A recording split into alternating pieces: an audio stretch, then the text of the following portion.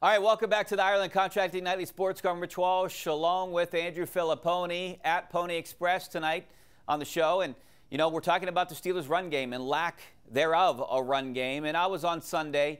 You weren't on this week for the showdown. And I didn't think the Steelers really needed a run game. I thought they could win the game. I could win down the stretch with Ben passing the ball 50 times. Obviously, I'm wrong. And looking at a game like this, they need to be able to get a yard. They need to be able to run the ball when they have to, and they haven't been able to do that, Pony. I thought Benny Snell, we talked about this all spring and even at the beginning, I thought Benny Snell was the best running back on the team. I think I'm wrong there again. I think all these guys are kind of average. I don't want to see Jalen Samuels anymore on the field either. Well, the reason why I don't like Jalen Samuels is because, to me, he's not a threat to run the ball. You know, if he's out there, it's going to be another passing play. They don't hand the ball off to him at all, nor should they, because he's barely a running back. He's had one good NFL rushing game in his entire career. You know, I just think they've gone extreme. You know, I just think that they've gotten way too full of themselves as a passing offense. And, you know, I think guys like Eric Ebron, I'd like to see more of Vance McDonald, because Vance McDonald might not make the big play like Ebron, but he's going to be a hell of a better blocker in the run game. And if Ben needs to dump it off to him, he can do that. You know, he can make that dependable play where it's 5-7 yards downfield. I trust McDonald to make those catches. Really, I don't trust Ebron to make those plays right now. I think James Washington's a pretty good blocker in addition to being a good pass catcher. Let's give him a little bit more playing time. I'll tell you what else I would consider, Richie, some changes on the offensive line moving forward. I'd like to see more Kevin Dotson, to be honest with you. They're not going to bench David DeCastro, but I'll tell you what, I think if he does not pick it up in the next 4 games, I would seriously consider either asking him to take a pay cut next year or flat out releasing him. And it pains me to say that because he's one of the Steelers' leaders, but he's not even close to an all-pro guard anymore, and he's getting paid like one. Richie, you know what the most overrated stat in the NFL is right now by far? The most overrated stat. I don't know. Go ahead. The Steelers streak without giving up a sack. That's not about the offensive line. That's about the Steelers' offense and how fast they get the ball out. It's not an indication of how well their offensive line is playing. All right, so you brought up David DeCastro, and before we get to phone calls, I want to ask you real quick, because it was a big story last week what David DeCastro said during his Zoom interview. Do you think he's tuned out maybe? Do you think he's checked out of the season? Because when you listen to the interview, it doesn't sound like, I mean, he's interested. I know the guy's a winner, wants to win. He's one of the good guys in that locker room. I really like David DeCastro. But do you think that maybe like this season it's just some guys really aren't into it or checked out because there's no fans? It's just not the same. Well, I think it's taken a psychological toll on the Steelers. I think the Ravens thing and that delay, Mike Tomlin preached to them, you know, these types of things were going to happen in 2020. But guess what? I don't think they've taken it to heart. I mean, you hear Eric Ebron, you hear David DeCastro, you see what Juju has tweeted. You've heard what Ben Roethlisberger said after they beat Baltimore. It clearly has gotten to this team, and it's gotten in their heads. I think they're really buying into the fact that they're a tired team. You know, that the 3 games in 12 days and, you know, what the NFL is asking and demanding out of them. I think they are, to Mike Tomlin's, you know, great chagrin, I think they are allowing it to enter into their minds and be an excuse for them. I really do. 3 games in 12 days, I mean, that's not that abnormal. It's happened before. No, it's not. Every team does it. Every team does it basically every year. Let's go out to Herb out in Renfrew. What's up, Herb? Hi, Rich and Andrew. Thanks for taking my call. I agree with Pony and stuff. I think the Steelers, if there's any chance they could shake up their offensive line, give Kevin Dotson a start. And I think Andrew's right. I think they miss Mike Munchak. I think that players take the personality of their coach, and I think they miss that toughness. Well, if players take the personality of their coach, Pony, I think Mike Tomlin is a good personality to copy, right? I mean, he's gotten this team where it is right now, 11-1. Look, if you told me at the beginning of the year, yes, let's look at these last 2 games. They weren't pretty for the Steelers. But if you told me 11-1 right now, I'd be fine with it. It's better than I thought they would be right now. I thought they would finish with 10 wins.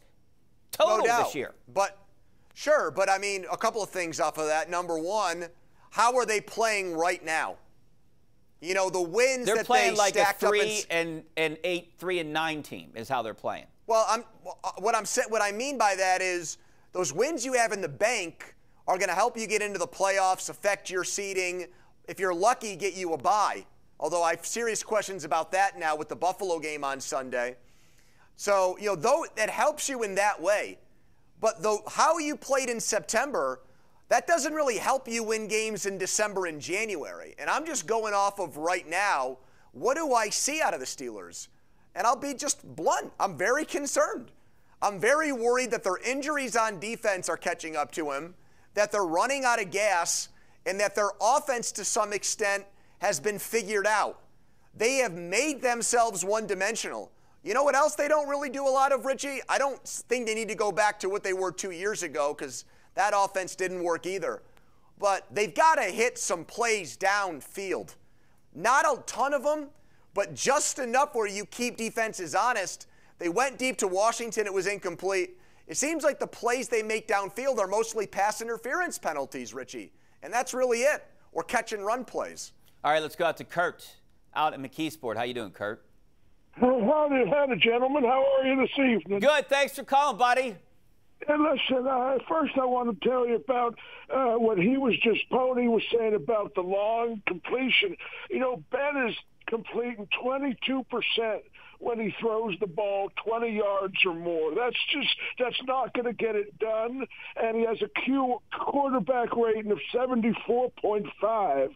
So there's obviously issues with him throwing the ball down the field. I think the coaches know it. That's why they decide to do all these little dinks and dunks. But the problem is those little dinks and dunks, they don't allow any potential for longer gains, the majority of them. The throws are just, you know, the whole NFL now understands that's all the Steelers do. I mean, where's Matt Canada's misdirections, motions, jet sweeps? I mean, it seems like... He's right, Richie. A lot of those have gone away. He doesn't have the personnel to do it. Doesn't have the personnel to do it. But also, look, I'm not going to I don't really want to defend Ben here. Well, wait a minute.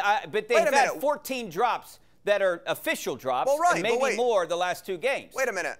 Why don't you think that the Canada stuff could work with these guys? You don't think Deontay Johnson and Chase Claypool and those guys are good in motion? Well, I was thinking of more of Anthony McFarland. I think that experiment. I mean, he's got to get used to the league. But I'm saying, I think he's talking about the motions and the gadgets that we saw early in the year that they've pretty much gotten rid of.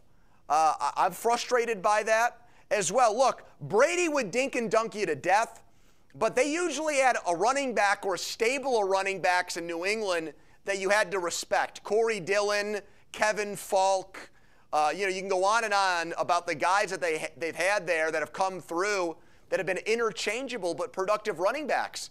I don't see those guys on the Steelers roster. And the caller's point before about Munchak got them into the right run plays. I've had so many people tell me that he called a lot of their run plays. Richie, who knows the run game for them now? Ben doesn't know it. He doesn't like it. You think Randy Fichtner knows the run game inside and out? No. I mean, they missed that. They missed that veteran presence on the sideline for sure. And, I mean, James Conner's your veteran running back, but he's not in the same category as Le'Veon Bell or someone like that. I don't trust this run game. I mean, we knew this at the beginning of the year. This was going to be a big problem, right? I mean, that's why we were trying to get all these other running backs to come here, right? Begging the Steelers to sign someone else.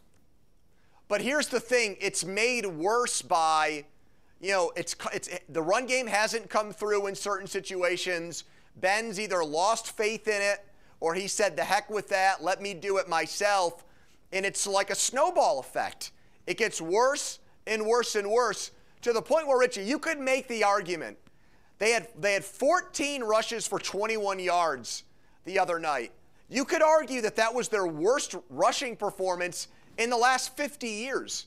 I mean, they had 1 first down running the ball the entire game. 1. I mean, I know that some Steelers fans want to go back to the 70s. I'm not recommending that. I'm just saying you need to at least have the threat of a run, and the Steelers don't. Yeah, they definitely don't. And, I mean, it was apparent when you can't get 1 yard and you can't score from the 1 yard line. then they're in big trouble, and I don't know how they're going to fix it. All right. How about quarterback sneak it, Richie? That's what I tweeted that like 5 times, I think. I don't understand. Good.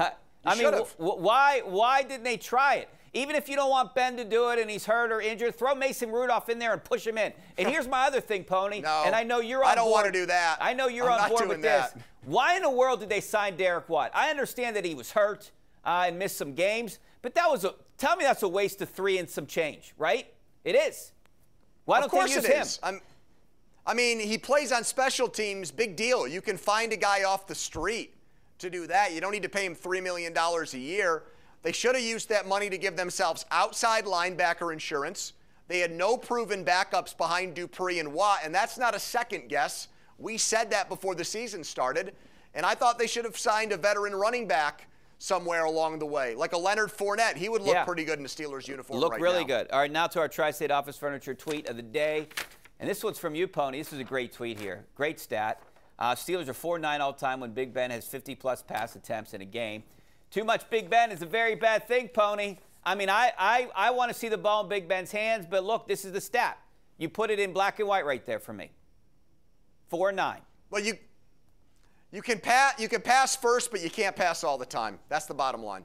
All right, we got to take a break. Back with more of your phone calls. Some of your tweets coming up next. Stay right there.